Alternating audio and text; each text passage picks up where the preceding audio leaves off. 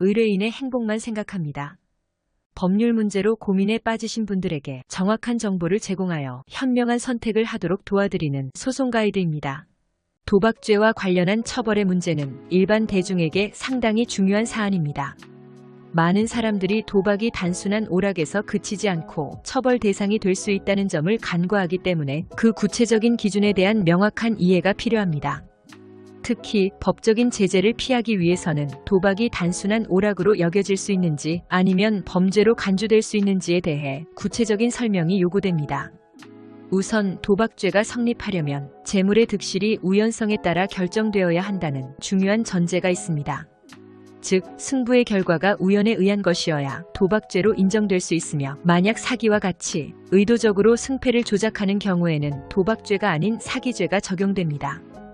이러한 차이는 실제로 법적 대응을 할 때 중요한 구분이 되므로 정확한 이해가 필요합니다. 또한 도박이 모두 처벌 대상이 되는 것은 아니며 일시오락의 범위에 해당하는 경우 도박죄로 처벌되지 않을 수 있습니다. 그렇다면 일시오락에 해당하는지 여부는 어떻게 판단할 수 있을까요? 여기에는 여러 요소가 종합적으로 고려됩니다.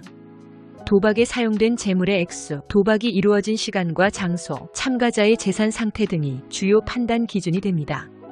예를 들어 소액의 재물로 짧은 시간 동안 친구들과 즐기는 단순한 카드게임은 처벌 대상이 아닐 수 있습니다.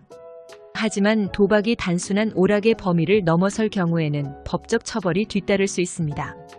단순 도박죄의 경우 벌금형이 주로 부과되며 상대적으로 처벌 강도가 약한 편입니다. 그러나 만약 상습적으로 도박을 저질렀다는 것이 인정된다면 상황이 달라집니다.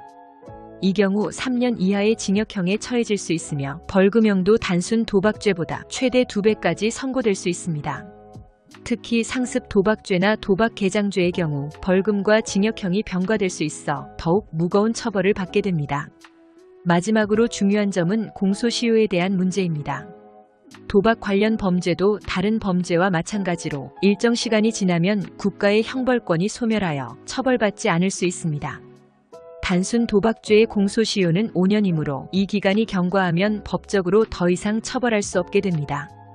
다만 공소시효가 완성되었는지 여부는 수사 단계와 재판 단계에서 각각 다르게 판단될 수 있으므로 이를 정확하게 파악하는 것이 필요합니다.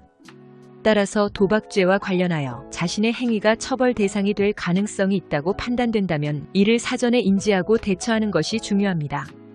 법적인 처벌을 피하기 위해서는 도박이 단순한 오락에 해당하는지 상습성이 인정될 가능성이 있는지 등을 종합적으로 고려해야 할 것입니다.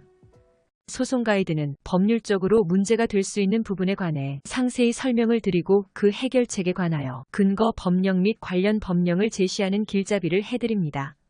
항상 노력하는 자세로 의뢰인의 이익을 최우선하는 모습을 보여드리겠습니다.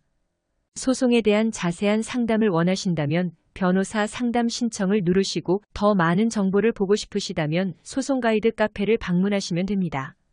내용이 마음에 드셨다면 구독과 좋아요, 알림 설정 부탁드립니다. 더 좋은 내용으로 찾아오겠습니다. 꼭 승소할게요.